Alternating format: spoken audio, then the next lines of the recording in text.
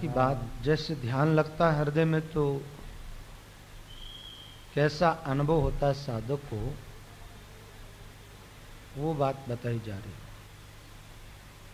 तो कल तक आप लोगों ने सुना था हृदय स्थान में ध्यान लगने पर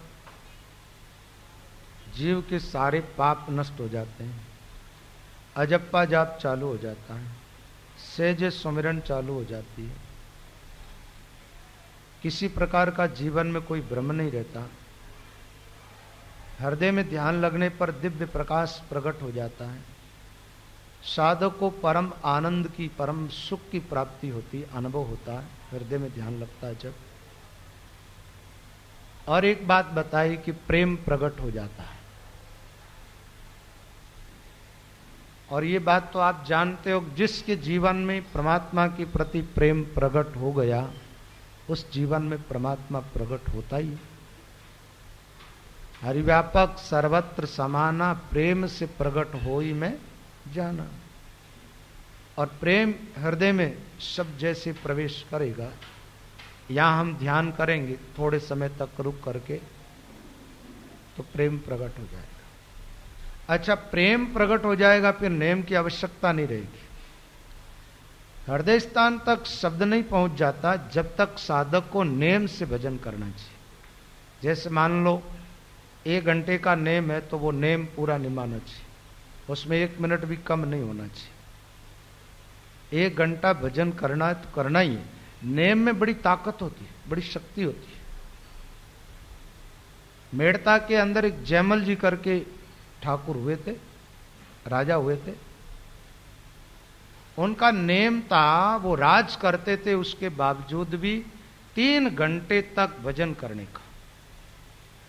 और जब वो भजन में बैठ जाते तो 3 घंटे तक कुछ भी हो जाए तो वो उठते नहीं थे, एक आसन ध्यान पूर्वक भजन करते थे।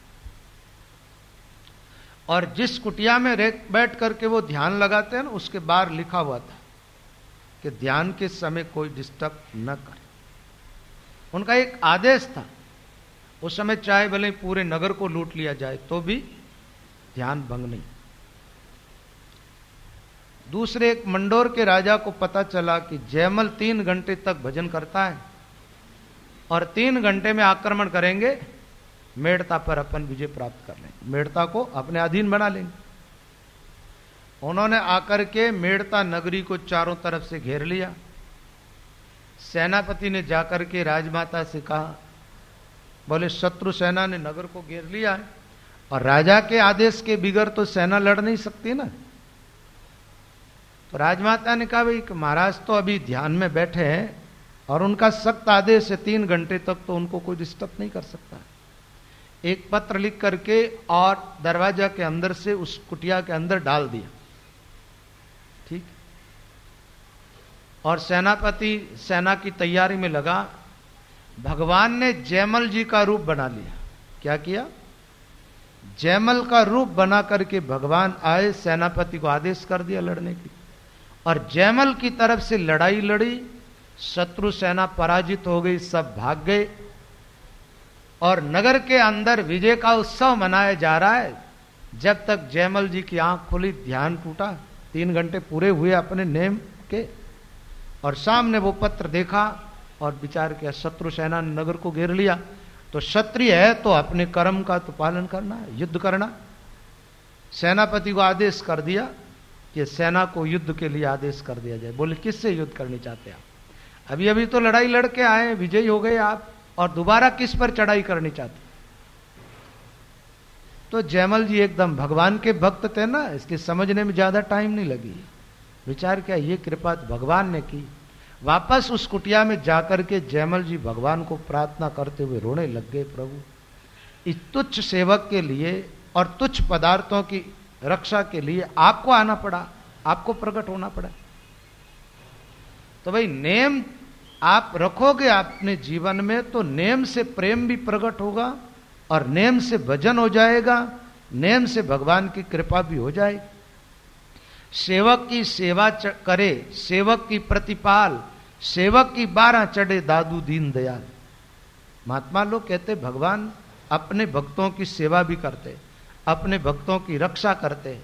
अपने भक्तों की संपत्ति को बचाने के लिए भगवान कई बार भक्तों के लिए युद्ध भी लड़ते हैं। लेकिन बात यही है कि भक्त होना चाहिए, भगवान के भक्त। भगवान के भक्तों की तो कमी है संसार में। भजन तो करते लोग, लेकिन जिस ढंग से करना चाहिए वैसे नहीं करते। नेम से भजन नहीं करते। बिना नेम परमात्मा की प्राप्ति नहीं होगी। सत्स्वरूप मिलन को सत है, प्रेम नेम बिन भारी, लागी चोट शब्द की तन में बिछड़ गई शुद्ध सारी। परमात्मा मिलते ये बिल्कुल सच्ची बात है, लेकिन नेम और प्रेम दो चीज नहीं है, वहां परमात्मा नहीं मिल सकता। तो पहला नेम और फिर होता है प्रेम। नेम से भजन करो, कंठ कमल का छेदन करके आगे जब हृदय कमल में प्रवेश कर जाओगे, जब प्रेम प्रकट हो जाएगा। अब प्रेम प्रकट होने के बाद नेम की आवश्यकता नहीं रहती। नेम से भजन करो तो बहुत अच्छी बात है। आवश्यकता इसलिए नहीं रहती है जब श्वासों के साथ सहज सुमिरन हो रहा है, सोवत जागत डोरी लागी, रात दिन निरंतर भजन होने लग जाता है ना, तो फिर बाद में जरूरत नहीं पड़ती है नेम की। देखो किसान के खेती बोई हुई है, फसल है ना। अब महाराज कुएं से पानी निकाल निकाल के कब तक पिलानी पड़ेगी उस फसल को, जब तक बरसात नहीं हो जाती है ना। बरसात नहीं होती है जब तक किसान को मेहनत करनी पड़ती है, कुएं से पानी निकालता रोज और रोज फसलें पिलाता रहता है। लेकिन जब भगवान की कृपा हो जाए, बढ़िया बरसात हो जाए, बरसात होने के बाद कुएं से पानी निकालने की जरूरत नहीं रहेगी और उस किसान को मेहनत भी नहीं करनी पड़ेगी पिलाई की, और तो अपने आप पिलाई होने लगेगी। तो ऐसे ही क्या है, प्रेम प्रकट नहीं हो जाता जब तक तो नेम से भजन करो। प्रेम प्रकट होने के बाद तो नेम की आवश्यकता इसलिए नहीं रहेगी कि भजन तो निरंतर ही चालू ही रहेगा, बंद होगा ही नहीं आपको। तो जाग्यो प्रेम नेम रहो नहीं। महाराज फरमाते प्रेम जागृत हुआ, प्रेम प्रकट हुआ, अब नेम नहीं रहा। पाई राम धाम घटमाई। राम धाम, एक बात है, राम धाम किसको कहते हैं भाई? जहां जो आदमी रहता है ना उसका वो धाम होता है। धाम का अर्थ एक घर भी होता है। आप जिस घर में रहते हो ना वो घर आपका होता है। तो राम जी जहां रहते हैं वो घर राम जी का है। बोले राम जी का दीदार कहां हुआ? हृदय कमल के अंदर परमात्मा का साक्षात्कार हुआ। तो राम धाम कहां मिली? घट में। और पहले तो ऐसा विचार था कि राम जी का धाम कहीं और जगह है, वहां पर जाएंगे और राम जी मिलेंगे। पाई राम धाम घटमाई, उर स्थान पाई विश्राम। हृदय स्थान के अंदर विश्राम किया, थोड़े दिन यहां बैठ करके भजन किया। हृदय की जो जो गति है उसके विषय में कुछ शब्द आपको सुना दे। प्रेम हृदय प्रगट भयो, नेम रयो अब नाय, परमानंद प्रकाश है सोवत जागत माय। हृदय में प्रेम प्रकट हो गया, नेम नहीं रहा। परम आनंद, परमानंद किसको कहते हैं? देखो आनंद की बात करें अपन तो एक तो आता है निजानंद। एक शब्द क्या आता है? निजानंद। दूसरा आता घन आनंद, अखंड आनंद, अनंत आनंद और परमानंद। ये जो आनंद की बातें आती है ना अलग अलग, इनमें थोड़ा थोड़ा अंतर है। घन आनंद तो स्तुति कवित्व में आता है जहां ब्रह्म का वर्णन किया गया, परमात्मा कैसा है। तो घन आनंद यानी ठोस आनंद, जो न बढ़े न घटे और न और कोई उसमें प्रवेश पाए, ऐसा ठोस आनंद स्वरूप है परमात्मा। निजानंद का अर्थ होता है अपने स्वरूप का अनुभव होता है, जब निज आनंद, आत्मा का आनंद जिसको कहते हैं निजानंद। परमानंद उसको कहते हैं जो दिन प्रतिदिन बढ़ता जाए। और परमानंद कब प्राप्त होता है साधक को? जब प्रेम प्रकट होता है तब। प्रेम में जो आनंद की अनुभूति होती है उसको परमानंद कहते हैं। और प्रेम दिन प्रतिदिन बढ़ता जाता, घटता नहीं। प्रेम बढ़े घटता नहीं, रूखा कबुअन होई, समृद्ध पूर्ण प्रेम में कछु वक्रता जोई। ऐसा है कि प्रेम एक तो बढ़ता, घटता कभी नहीं, और प्रेम रूखा नहीं होता। प्रेम में रूखापन नहीं होता। दूसरी बात, पूर्ण प्रेम जहां है वहां भी थोड़ी वक्रता होती। वक्रता का मतलब होता टेढ़ापन, है ना। उधर देखो गोपियों का और कृष्ण का प्रेम, तो महाराज कृष्ण प्रकट हुए ना गोपियों के बीच में, तो कुछ गोपियां तिरछी नजर से देख रही है उनको, है ना, क्रोध कर रही है उन पर। इसका नाम है वक्रता। तो यहां महापुरुष फरमाते परमानंद प्रकाश, हृदय में प्रेम प्रकट हो गया, परमानंद की अनुभूति हो गई, और दिव्य प्रकाश, अब अंधेरा नहीं है। भीतर आंख बंद करके जैसे हृदय कमल पर ध्यान केंद्रित करते, दिव्य प्रकाश, दिव्य रोशनी, और बिना शब्द वहां पहुंचे साधक हृदय में ध्यान लगाते। ध्यान लगे क्या, केवल भावना बनाते, भावाकार वृत्ति बनती है, प्रकाश है नहीं, अनुभूति कुछ भी हुई नहीं, खाली वृत्ति को टिकाने की कोशिश करते हम, ज्यादा समय तक वो वृत्ति टिकाऊ रहती नहीं। सोवत जागत माई श्वास संग राम उचारे, श्वासों के साथ राम शब्द उच्चारण हो रहा। जपे अजपा जाप नहीं जम जालिम सारे, हमारा जमराज के दूतों के वश में नहीं हो। यहां जो महात्मा पहुंच जाते हैं ना, उसको जमदूत नहीं ले जाते, उनको लेने के लिए जमराज के दूत नहीं आते। जमपुरी में वो जाता ही नहीं है ना, मैंने आपको कल बताई थी बात कि वहां के खाता ही खत्म हो जाता, खाता उठ जाता वहां से, जमपुरी से तो उनका। अब हृदय कमल के बाद फिर नाभि का नंबर आता, फिर ध्यान धीरे धीरे हृदय और नाभि के बीच में भी कुछ एकाध कमल की बात आती है। परम सुख प्रगट भयो हृदय कमल के माय, समर्थ संशय मिट गया रया अंधेरा नाय, शब्द ब्रह्म प्रगट भया गया भरम सब भाग, समरथ इस संसार की छूट गई सब राग, श्वासोश्वास सुमिरण करे शब्द श्वास के साथ, जन समर्थ साची के तब अमृत आवे हाथ, जो श्वासा सहजे चले यो सहजे सुमिरण होय, समरथ सोवत जागता भजन एक रस जोय, बिन जपिया जप होते सोई अजपा जाप, समृत श्वासोश्वास में अमृत पीवे धाप। श्वासोश्वास भजन करने वालों को अमृत की अनुभूति हो जाती है। परम प्रेम परम सुख परम ज्योति प्रकाश, समृत हृदय कमल में परम पुरुष है खास। हृदय कमल की बात में बताया गया कि परम प्रेम यानी श्रेष्ठ प्रेम, लोगों का जो संसारिक प्रेम वैसा प्रेम नहीं, परम प्रेम इसलिए कि वो श्रेष्ठ प्रेम, वो कभी घटता ही नहीं। संसारियों का प्रेम तो घटता बढ़ता रहता है। परम सुख, एक बार वो सुख मिल जाता फिर कभी छूटता नहीं, इसलिए उस सुख को परम सुख कहा।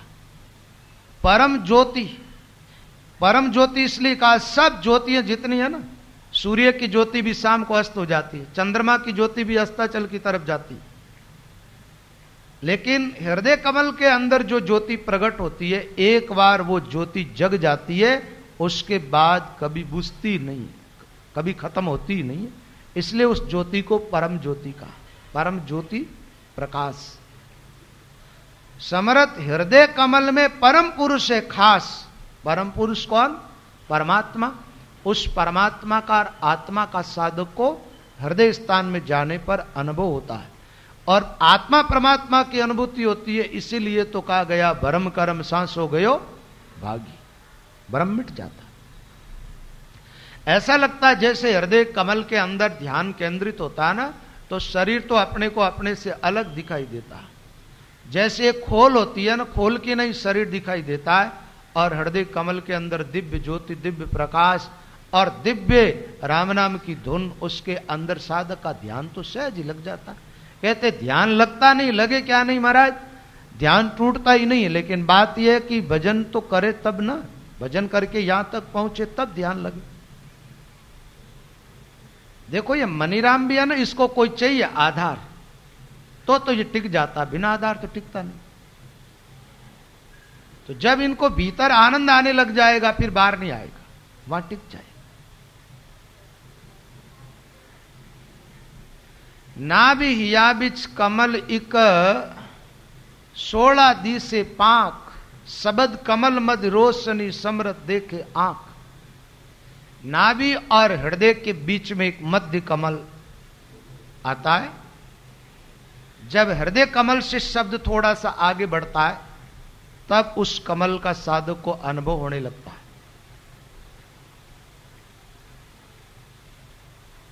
तो 16 पांख,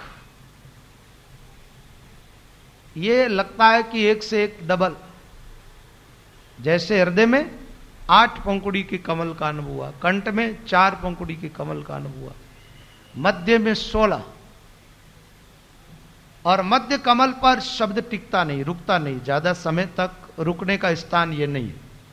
शब्द के रुकने का स्थान है कंठ कमल, हृदय कमल, नाभि कमल, यहां शब्द ठहरता है। मध्य कमल, उपस्थ, गुद्दा, यहां पर शब्द रुकता नहीं, चलता है।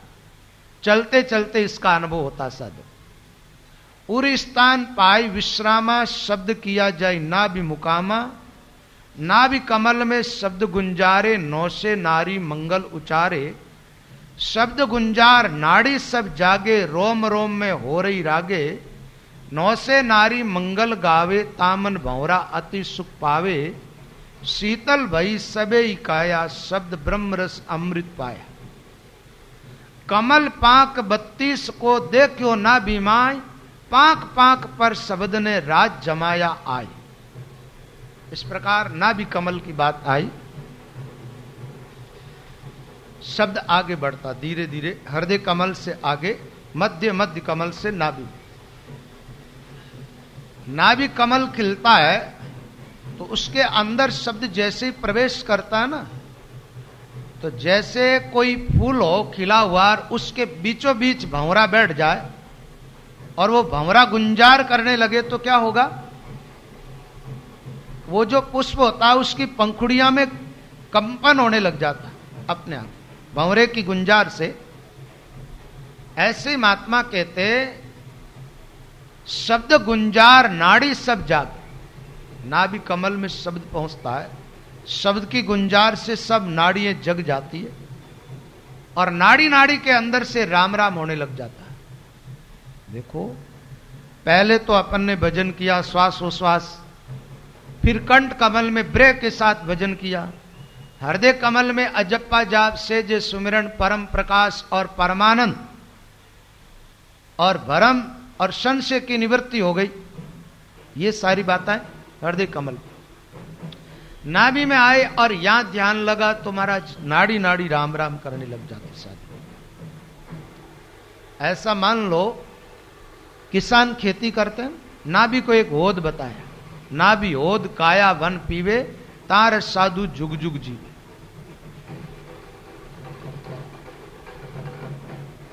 ओद के अंदर से आती है पानी बहुत नीचे, लाइटें भी आती है रात्रि के समय में, तो किसान लोग क्या करते, बड़े बड़े ओद बना देते, रात में मशीन चला दी और वो पानी ट्यूबवेल से निकलता रहता, पूरा ओद भर जाता पानी से, पूरा ओद बना भर दिया। और ओद भरने के बाद में क्या करते हैं, ओद से पानी सुबह निकालते और जितने केरे पिलाने होते वो पिला देते। खेती को पिलाने की ये युक्ति है। महात्मा कहते ये काया वन है, एक तरीके का। क्या है? वन। वन कह दो, खेत कह दो, जंगल कह दो। अब इस पूरी काया को पिलाना अपने को, क्या पिलाना? राम रस। तो पूरी काया को राम रस कैसे पिलाओगे? नाभि स्थान एक ऐसा स्थान है, इसके द्वारा पूरी काया को राम रस पिलाया जा सकता। थोड़ा सा राम राम कर लो। पूरी स्थान पाई विश्रामा, शब्द किया जाए नाभि मुकाम। नाभि कमल में शब्द गुंजारे, नौ से नाड़ी मंगल उचारे। नाभि ओद काया वन पीवे, तार साधु जुग जुग जीवे। अब नाभि एक केंद्र बताया गया वैसे स्थानम में। देखो गगन मंडल में तो 10 द्वार का महत्व है ही। 2 मार्ग है, पूरब और पश्चिम। पूरब के मार्ग में सबसे महत्वपूर्ण स्थान ध्यान का जो है वो है नाभि स्थान। नाभि कमल में साधक ज्यादा समय तक ध्यान करे तो उनके रोम रोम के अंदर रंकार का अनुभव होने लग जाता है। हमारी जो नाड़ियां हैं उनका संबंध नाभि स्थान से। वैसे देखा जाए तो मां के खुराक, मां के गर्भ के अंदर इस शरीर को खुराक कहां से मिलती थी? मुंह से नहीं मिलती थी, नाभि से मिलती थी। तो ये स्थान बड़ा महत्वपूर्ण है। यहां ध्यान करने से पूरे शरीर के अंदर रंकार का अनुभव साधक को होने लग जाता है। जैसे एक होद से निकला हुआ पानी पूरे खेत को गीला कर देता है। नाभि होद काया वन पीवे, पूरा वन पीता। अच्छा, काया वन क्या? ये रोम जितने भी है ना, इनको वृक्ष बताए। और रोम रोम से राम राम होने लग जाता नाभि स्थान में जाने पर। पहली घटना तो यह घटित होती है, शब्द पहुंचते ही भंवरे की नहीं गुंजार करने लगता शब्द। साधक को शब्द का अनुभव होता तब। शब्द भंवर गुंजार से नाभि रही थर्राई, नाड़ी नाड़ी में राम धुन रोम रोम के माई। रोम रोम के माई शब्द ने किया पसारा, नाभि कूप से निकल चली चारों दिस धारा। समृत अमृत नीर ये दीनों रोग मिटाए, शब्द भंवर गुंजार से नाभि रही थर्राई। ये ऐसा अमृत है, यहां पहुंचने पर जन्म मृत्यु और 84 का रोग मिट जाता है। नाभि कमल का होद में अमृत भरा अपार, जन पीवे कोई जुगति सो ताकि मिटेज मार। ताकि मिटेज मार हार कबहू नहीं आवे, अजर अमर हो जाए काल नहीं ताकू खावे। समृत विषय और वासना कर्म भय सब छार, नाभि कमल का होद में अमृत भरा अपार।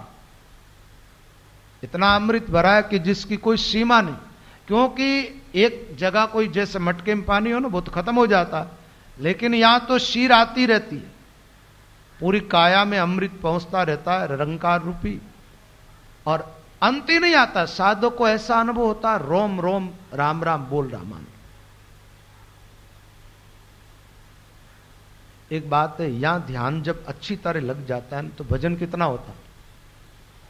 देखो, कई संतों के ग्रंथों में आता है कि 14 करोड़ कोई नाम जप कर ले। राम शब्द जो है ना, इसका 14 करोड़ कोई जप कर ले, उसको भगवान का साक्षात्कार हो जाता। क्या होता? भगवान का साक्षात्कार का मतलब भगवान का दर्शन हो जाता। 14 करोड़। अब 14 करोड़ नाम जप में थोड़ा सा विधान बताया हुआ है। एक तो अपनी खरी कमाई दी रोटी खाए वो आदमी, ठीक है, संयमता पूर्वक जीवन जिए, और भी उसके साथ छोटे मोटे नेम बता दिए, और नाम जप। अब 14 करोड़ नाम जप करो तो लगभग आप 10 घंटे रोज भजन करोगे ना, तो 4 साल के करीब टाइम तो लग ही जाएगा। कितना?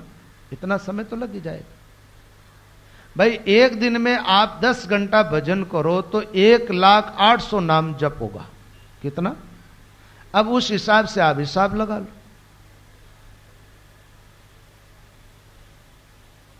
आप 14 करोड़ नाम जप करने पर भगवत प्राप्ति का अनुभव हो जाता है, ऐसा शास्त्रों में लिखा है।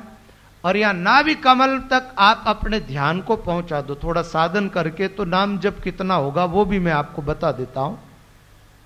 नाभि कमल में ध्यान लगे और श्वास थोड़ा सा खींचने की थोड़ा क्षमता साधक की बढ़ जाए। सामान्य व्यक्ति के एक श्वास में 20, 25, 30 नाम ले सकता है, लेकिन जो लोग श्वास को रोक करके श्वास की गति को थोड़ी बढ़ा देते हैं, ये माला जो है ना, एक श्वास उड़ते और बैठते 2 श्वास के अंदर पूरी माला हो जाती, श्वास और उश्वास। मान लो 54 नाम बैठते श्वास में लिए और 54 उड़ते में। आप ऐसे गिनने की कोशिश मत करना। आपको जो आरंभ की साधना बताता हूं ना, 15-20 नाम, उस हिसाब से करना। यह तो मैं नाभि स्थान की विशेषता की बात आपको बता रहा हूं। यहां पहुंचने के बाद यहां क्या होगा वो तो अपने आप ही घटित हो जाएगा। नाम जब कितना हो जाता वो बता रहा हूं।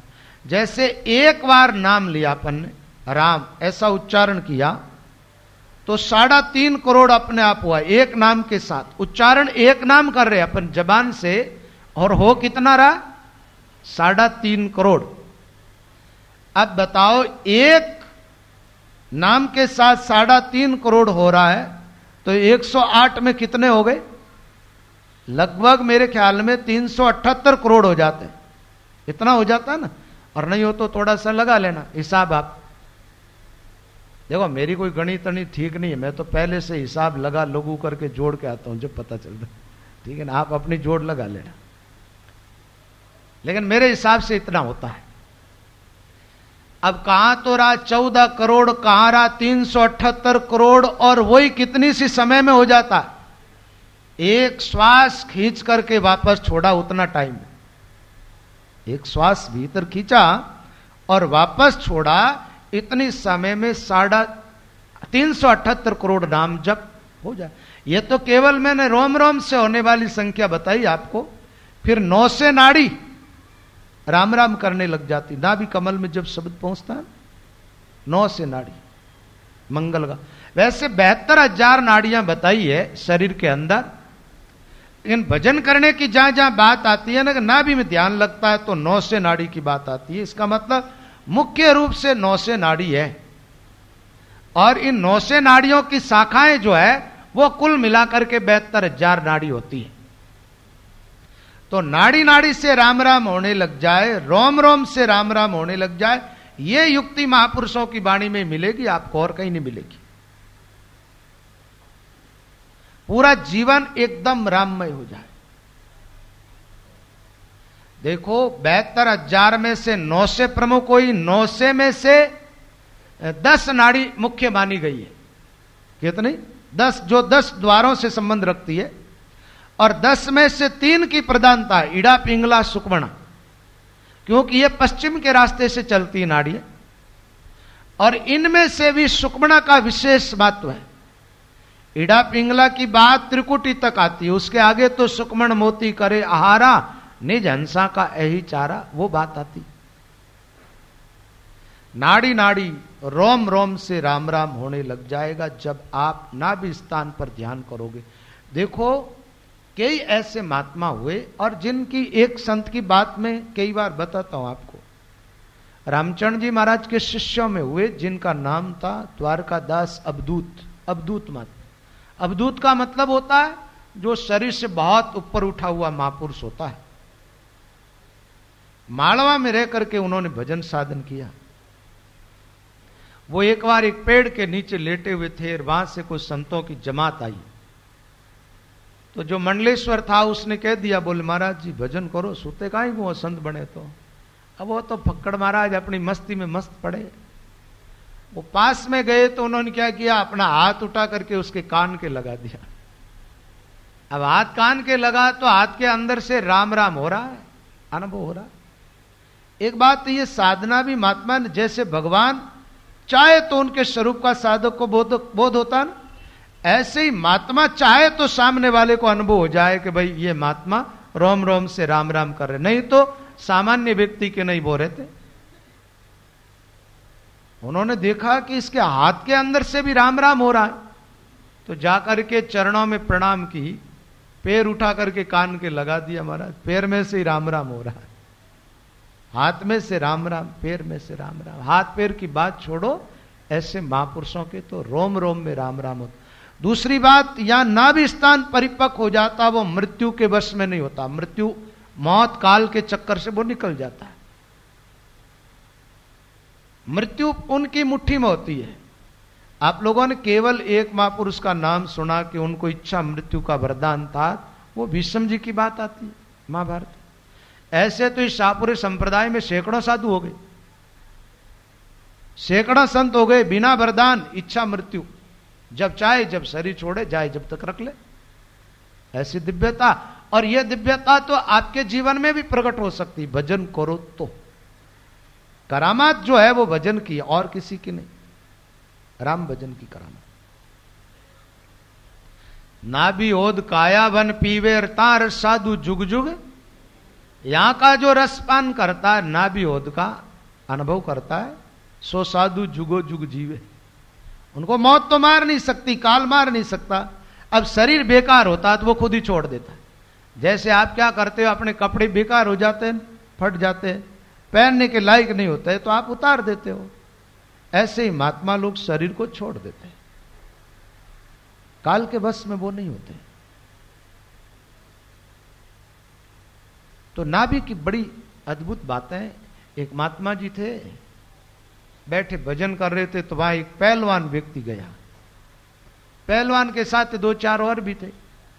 महात्मा जी के सामने जाकर के उसकी प्रशंसा की कि ऐसा पहलवान है, इतनी इतनी जगह पर वो विजयी होकर के आया। महात्मा ने कहा इतना शक्तिशाली है पहलवान, मतलब ताकतवान आदमी। तो उस समय महात्मा जी के पैर का अंगूठा ऐसे हिल रहा था। उस संत ने कहा एक काम कर, तू पहलवान है, मेरे पैर का अंगूठा हिल रहा है, इसको थोड़ा रोक दे।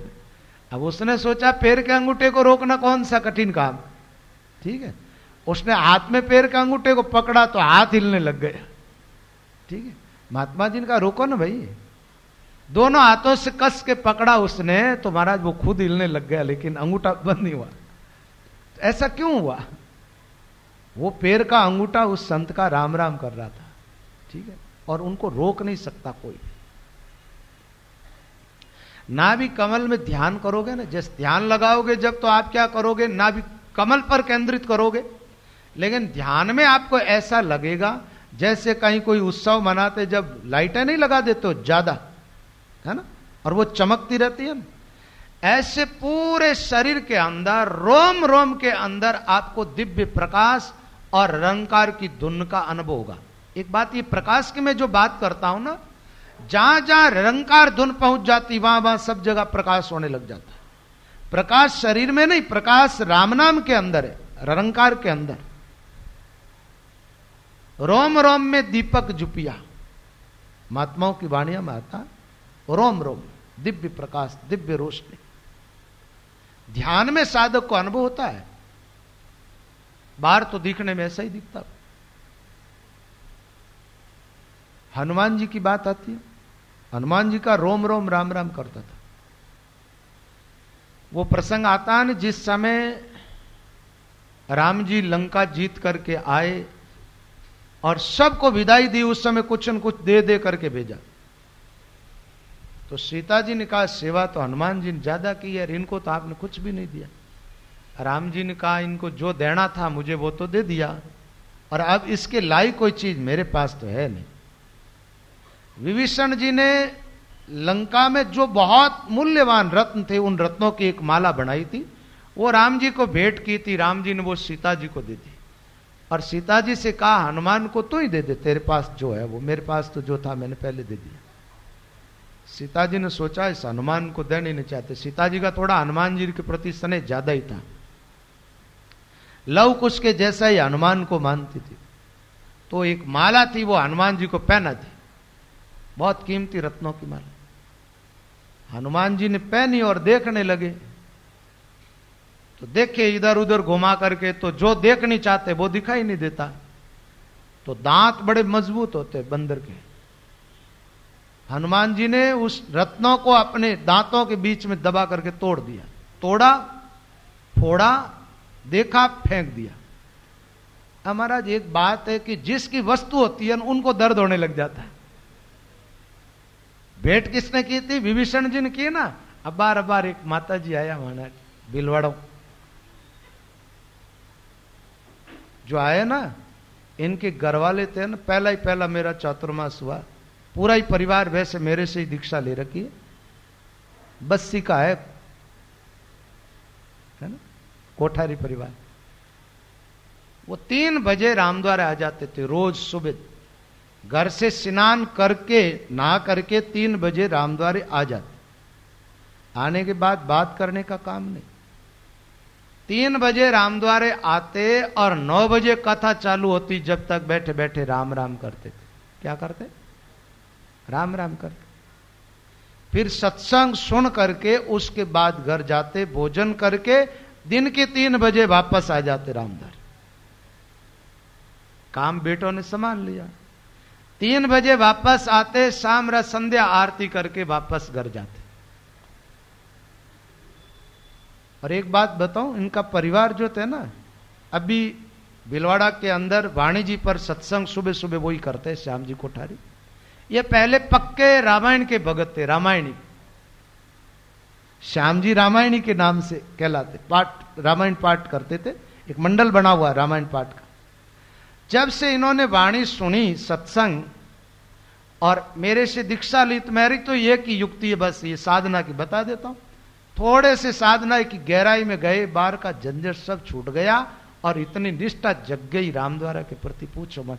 तो मैं तो माता जी की बात इसलिए बता रहा था, इन्होंने ला करके फल रखे, ठीक है ना, और मैं प्रसाद दे रहा था तो इन्होंने उठा लिया खट, बोले बांट नहीं सकते हो, आपको खाना। तो जिसकी चीज होती है ना, उसका दुरुपयोग ना हो जाए। तो महाराज हनुमान जी तो तोड़ रहे, विभीषण जी को दर्द हो रहा है। विभीषण जी विचार करने लगे, इतने कीमती रत्न दिए भगवान राम को भेंट की मैंने तो, और आखिर हनुमान जी भक्त भले ही हो, अक्ल नहीं है, ठीक है, बंदर तो बंदर रहे ना। आखिर 2-4 मणियों को तोड़ दी जब विभीषण जी से रहा नहीं गया, और कहा महाराज क्या तोड़ते हो आप, क्या देखते हो इनमें, ये रत्न बहुत कीमती है और एक एक रत्न करोड़ों का है, आप तोड़ तोड़ के फेंक रहे हो, इसमें क्या देखते हो। हनुमान जी ने कहा, विभीषण जी मैं इसमें राम देखता हूं, और जिस चीज में राम का नाम नहीं है वो मेरे लिए कोई काम की नहीं। राम बिना फोड़ू फेंकू, बिना राम की चीज फालतूरी बेकार का ही काम की, जो इसको रुकालनी पड़े, ध्यान रखना पड़े। एक बात है महाराज, भीड़ भाड़ होती है ना, ये भगवती लाल जी मन के राम जी इन वास्ते लाइन बनानी जरूरी है, चैना खींच ले लोग।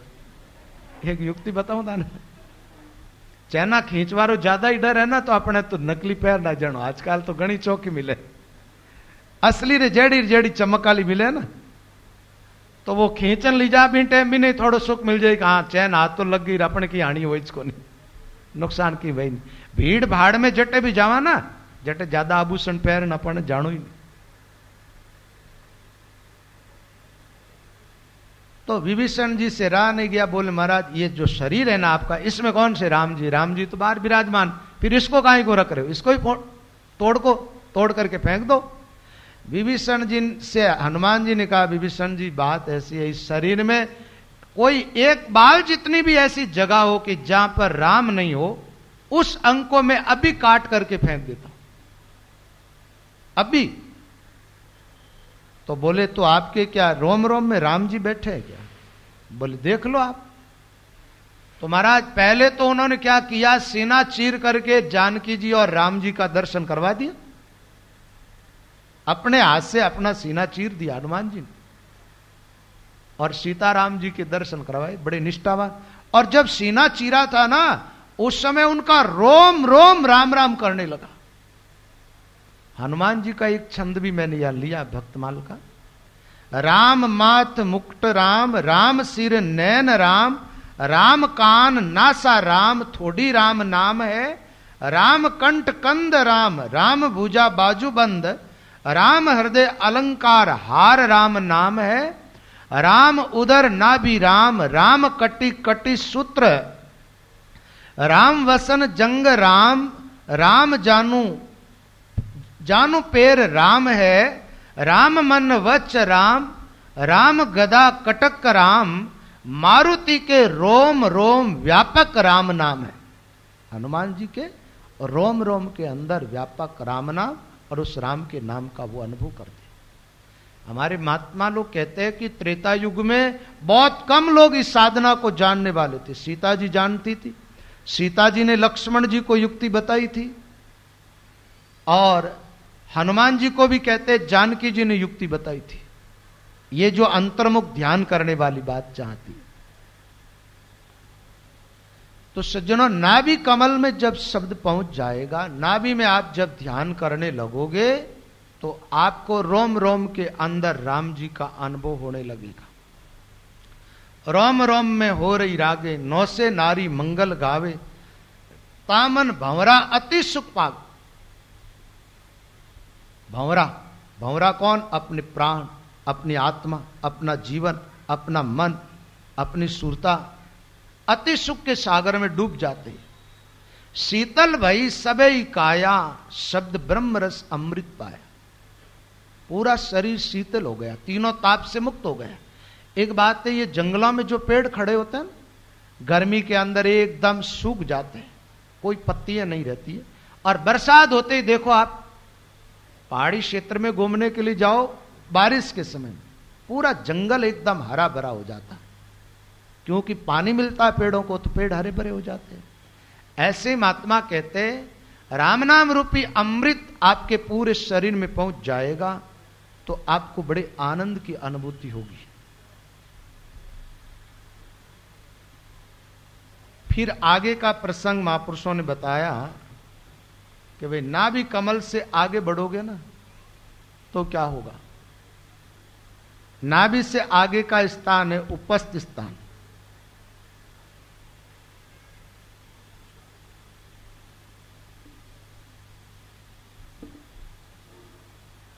नाभि कमल में जब परिपक्व आ जाए ध्यान करते करते, फिर ध्यान को धीरे धीरे आगे बढ़ाना चाहिए।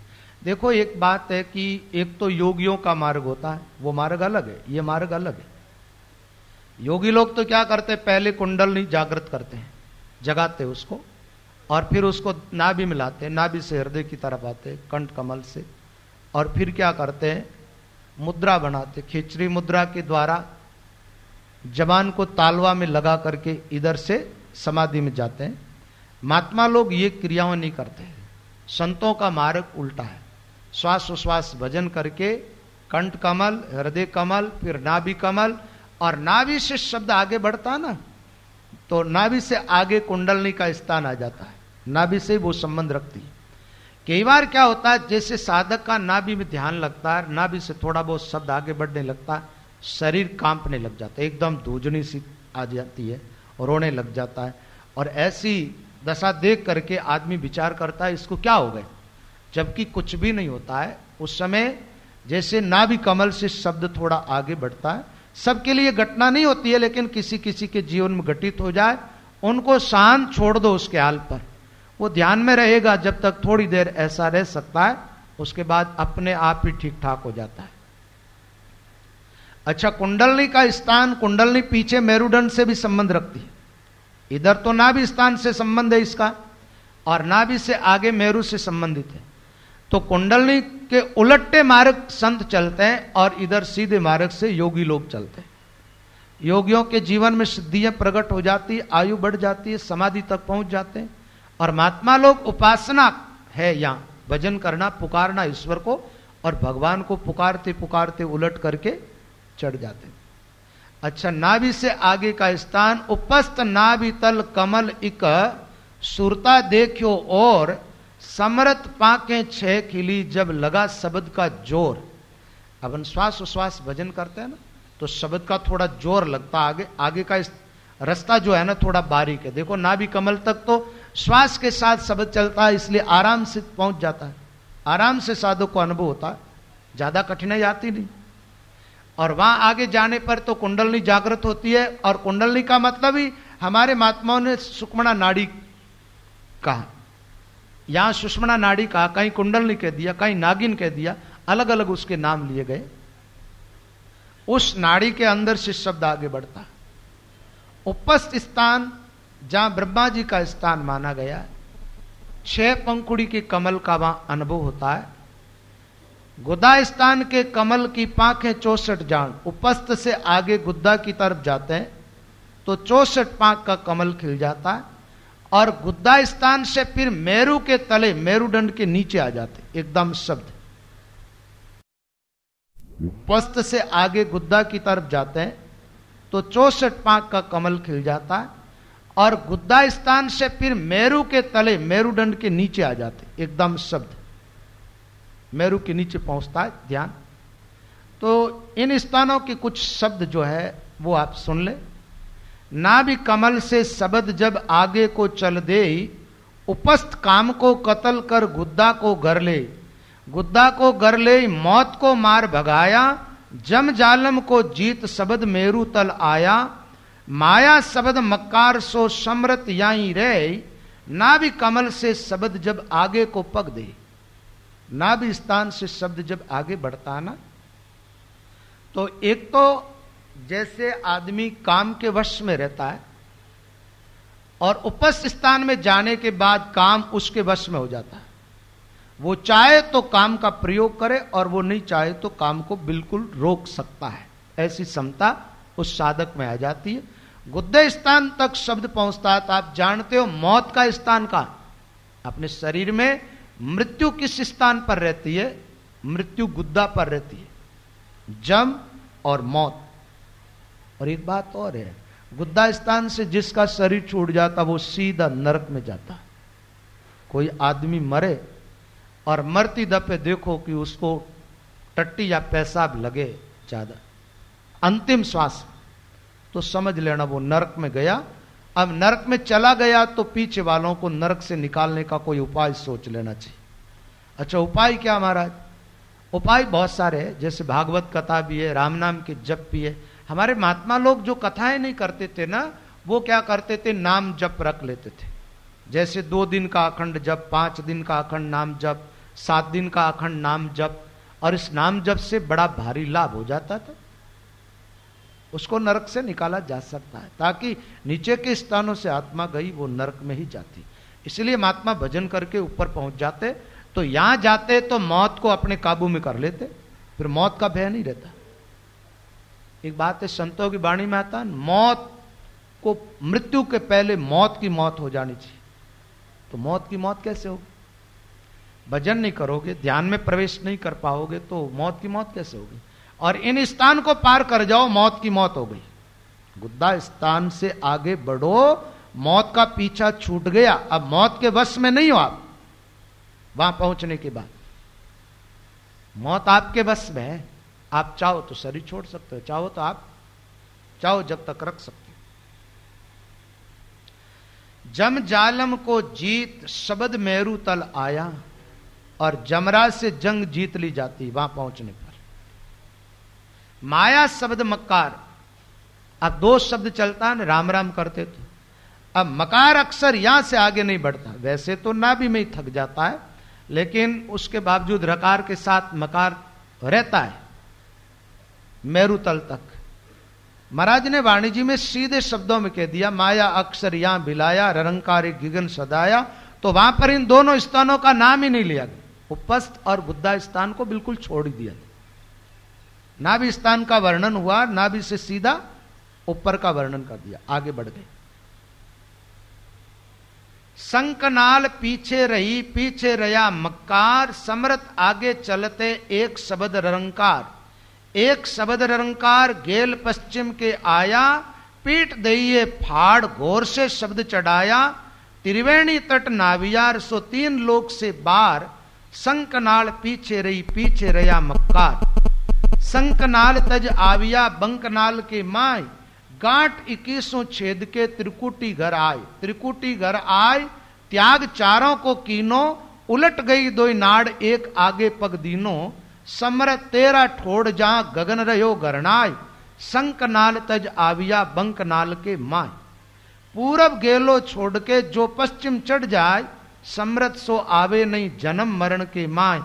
जन्म मरण के माय अमर गर्भवास करेला, जम जालिम ललकार मौत सिर पाव धरेला। सो पावेगा मोक्ष पद ताकू कालन खाए। पूरब गेलो छोड़कर जो पश्चिम चढ़ जाए। अब मेरू से आगे की बात आई तो बताया संकनाल, 2 नाल, संक और बंक। बंकनाल किसको कहते? पीठ से जो शब्द चढ़ता ऊपर उसको बंकनाल कहते, और ये संकनाल। जैसे पूरब के रास्तों में भजन करना, तो संकनाल अब पीछे रह गई, बंकनाल की तरफ शब्द जा रहा, और संकनाल में ही छूट गया मक्कार। 2 अक्षर चलते हैं ना, राम राम बोलते हैं अपन, आगे के स्थाना में राम राम नहीं बोला जाता, वहां तो ररंकार का अनुभव होता है। जबान से आप राम शब्द उच्चारण करो, ध्यान लगेगा तो वहां ररंकार का ही अनुभव होगा।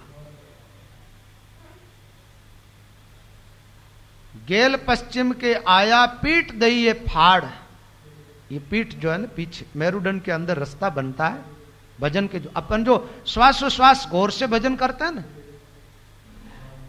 आवाज जैसे बताते हैं तो भाई आवाज तेज होनी चाहिए आदमी साधक की, वो जो घोर चलती है उसके द्वारा रास्ता बनता है। मेरुदंड क्या है कि वहां हर एक, जैसे बांस की हर पेरी में गांठ लगी रहती है, ऐसे पीछे गांठें लगी रहती, और बीच में से सुषुम्ना के द्वारा शब्द को आगे चढ़ना होता है। तो जो जो भजन करते हो भजन का जोर बढ़ता है और रास्ता बनता जाता है, एक एक गांठ का छेदन होता रहता, शब्द आगे बढ़ता जाता है और आगे बढ़ता है तो महाराज 21 गांठों का जब छेदन हो जाता शब्द सीधा त्रिकुटी में पहुंच जाता। त्रिवेणी तट नाविया सो 3 लोक से बाहर। एक बात है, पूरब के गेलों में रहते रहते शरीर छोड़ दोगे जब तक तो 3 लोक में ही हो, और पश्चिम के मार्ग चले गए ध्यान के द्वारा तो फिर 3 लोक से बाहर हो जाओगे। 3 लोक स्वर्ग, मृत्यु और पाताल। 3 प्रकार के गुण है, तीनों गुणों के अनुसार 3 प्रकार के कर्म होते हैं और 3 प्रकार के कर्मों के अनुसार 3 प्रकार की गति होती है। तो जब आप उलट करके ध्यान पश्चिम की तरफ करने लगते हैं तब तीनों गुण भी पीछे छूट जाता है, तीनों गुणों से किए हुए कर्म भी पीछे छूट जाते हैं और तीनों रास्ता भी पीछे छूट जाता है और चौथे लोक का कोई मार्ग मिल जाता है। चौथा लोक यानी भगवान का लोक। संकनाल तज आविया बंकनाल के माय गांठ 21 छेद के त्रिकुटी घर आय। त्रिकुटी घर आय त्याग चारों को किनो, 4 चीज त्रिकुटी में छूट जाती। माया अक्षर यहां बिलाया, रंकार गिगन सिदाया, पश्चिम दिशा मेरु की घाटी 20 गांठ घोर से फाटी। त्रिकुटी संगम किया स्नानार जाय चढ़िया चौथे स्थान। त्रिकुटी में संगम होता है, पश्चिम में पीछे से 3 नाड़ियां चलती है, दाएं बाएं इड़ा पिंगला चलती है और बीच में सुकमना चलती है। और जब ये आती है त्रिकुटी में ना तो दोनों कान के पीछे से यहां से जो है ना 21वीं गांठ से ये तीनों अलग अलग हो जाती। दाएं बाएं से इड़ा पिंगला आती है और ऊपर से त्रिकुटी में आती है सुकमना और वापस ऊपर की तरफ जाती है। अब इन तीनों नाड़ियों का संगम हो जाता कहां पर? त्रिकुटी स्थान के अंदर। त्रिकुटी कहते किसको है? जहां माताएं बहनें बिंदी लगाती है ना, इस स्थान को त्रिकुटी स्थान कहते। यहां पर ध्यान लगता है साधक का। तो यहां ध्यान लगता है जब 4 का त्याग की बात आई। 4 है अंत्यकरण, मन, बुद्धि, चित्त और अहंकार। अच्छा, ये 4 जहां छूट जाता वहां जीव भाव छूट जाता। अच्छा, जीव भाव छूट गया तो फिर क्या हुआ? जीव शिव मिल एक भया दयाल बाल बहनाई।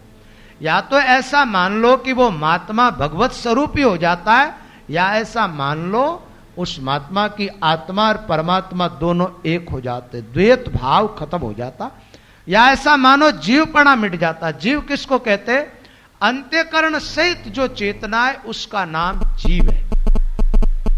अंत्यकरण की उपाधि जहां मिट गई और वो चेतना चैतन्य परमात्मा के साथ एक हो गई, वहां जीव में जीवपना नहीं रहता। फिर तो जीव शिव मिल एक भया, जीव परमात्मा के साथ एक हो जाता। उलट गई 2 नाड़ एक आगे पग दीनू। ऐसा इड़ा पिंगला ने तो त्रिकुटी में आकर के अपना अस्तित्व खो दिया। अपना जो शरीर है ना, इसमें 72,000 और 72,000 की बात नहीं करे तो अपन 9 से नाड़ी की बात कर लेते। 9 से ही नाड़ी अधोमुख है, ऊर्ध्वमुख केवल 1 नाड़ी अधोमुख। अधोमुख का मतलब यह है नीचे की तरफ मुंह वाली नाड़ियां सब, कितनी भी ऊपर जाए फिर नीचे मुड़ जाती है सब नाड़ी। और 1 नाड़ी जिसको सुषुम्ना कहते हैं, इसलिए तो सुषुम्ना का ज्यादा महत्व है। योगियों के ग्रंथों में देखो सुषुम्ना का बड़ा भारी महत्व, संतों की वाणी में देखो तो सुषुम्ना का बड़ा महत्व। महाराज तो कहते सुक्मण मोती करे आहारा। सुक्मणा के अंदर भजन करना ये क्या है?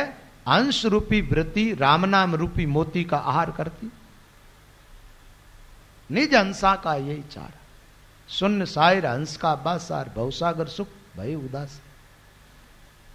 तो सुक्मणा ऊर्ध्वमुख, ऊर्ध्वमुख यानी ऊपर की तरफ मुंह वाली, ये उलटती नहीं। और इसी का संबंध है 10वें द्वार से। 10वें द्वार से प्राण निकलने का मतलब सुक्मणा से प्राण निकलना। और जो 10वें द्वार से शरीर छोड़ के जाता है ना, वापस जहां भी जन्म लेगा उसको पीछे की पूरी घटनाएं याद रहेगी।